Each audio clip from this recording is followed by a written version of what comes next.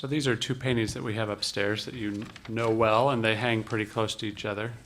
And I'm curious which painting you think is more successful, or are they both equally successful?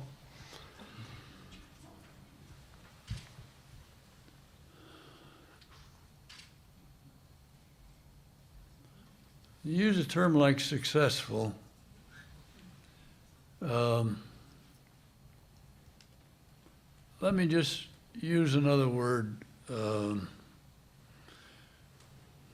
Which one feels most complete, maybe? I guess that's the same thing.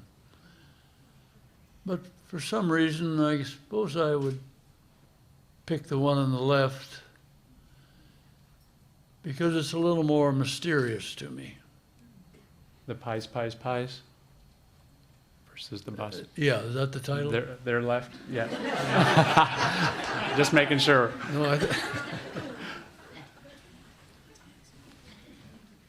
This I way. think there are some things about this which I remember quite well. And that is that I had decided to use three basic shapes and go back to very basic things. It's a very early painting.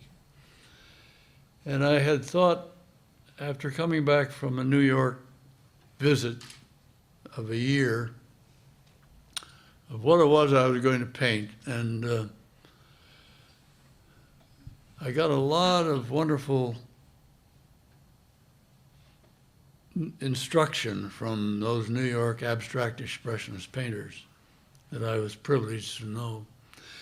And they kept talking about how different the critics felt about the work from the way in which they felt about the work. And the one thing that was stated over and over again was, be sure you're painting something you really know something about and that you genuinely like. And up to that point, I had liked the idea of trying to make something look like art. And I'm looking around for all what they call the signs of art, let's say, whatever it is at the time. In that time, abstract expressionism was a lot of erasures and great gestures of great speed and lots of drips, lots of casualness, lots of spontaneous issuances. So I tried to do all that, try to make my pictures look like art, which is always a mistake.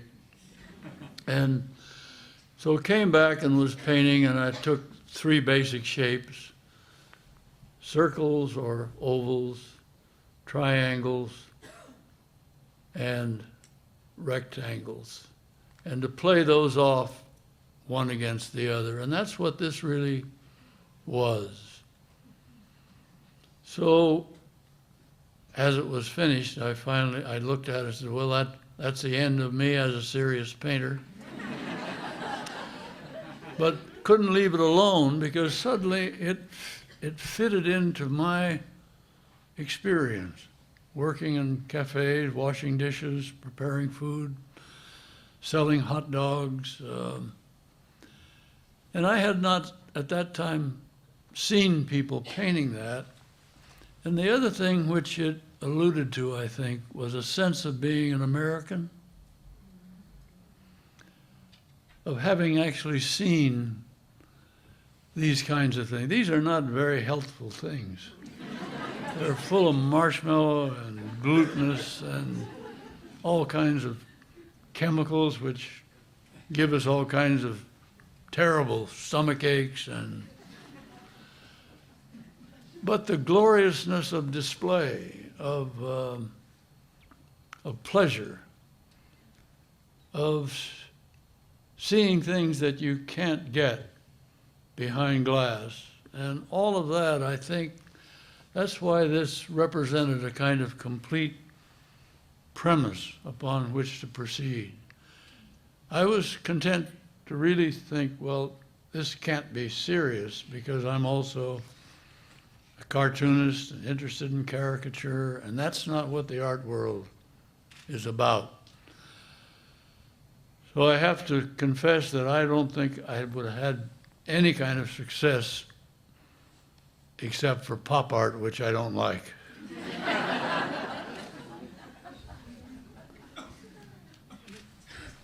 So in this painting, I've often looked at the book in front of Betty Jean, and it looks like a Seurat and maybe a Cezanne, I think, or is it, and the one on the right. But I often wonder why you chose to open the book to that particular page, because that was a conscious choice.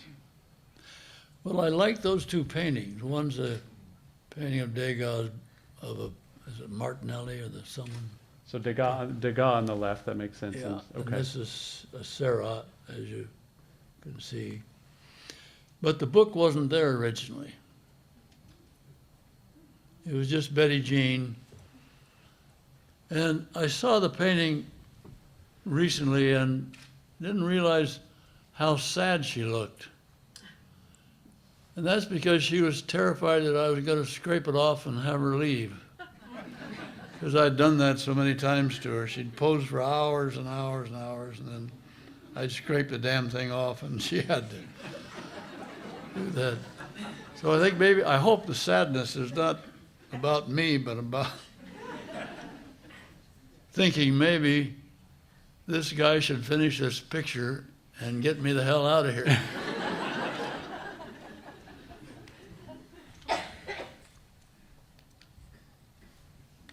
Sort of related to that is, in terms of when you mentioned sadness, a lot of the figures upstairs seem really confrontational, or their gestures are emotionally closed off. They're either crossing their arms or hands on hips.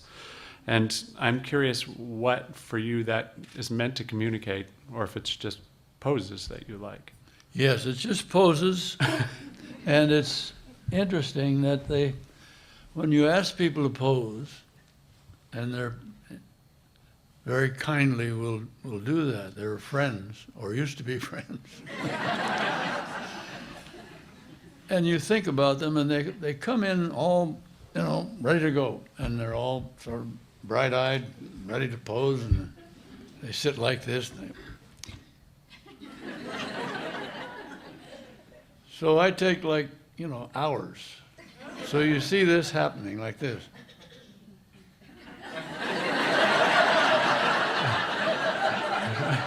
And that's what those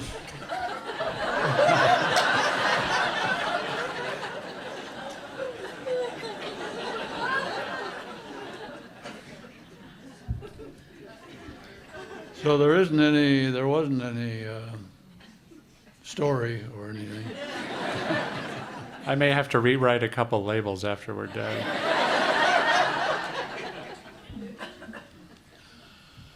This is the last one I'll show.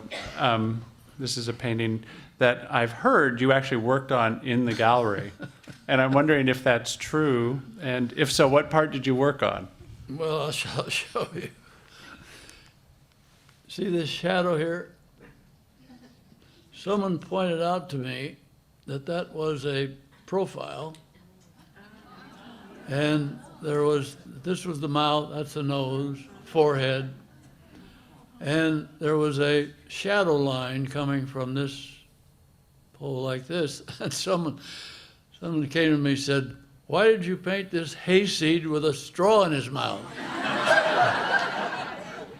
So I took that out. I made a few other changes as well, but that was the one I had to get rid of. And you notice we now date it with the two sets of dates because of that particular moment in time. So well, thanks. That clears that up for me.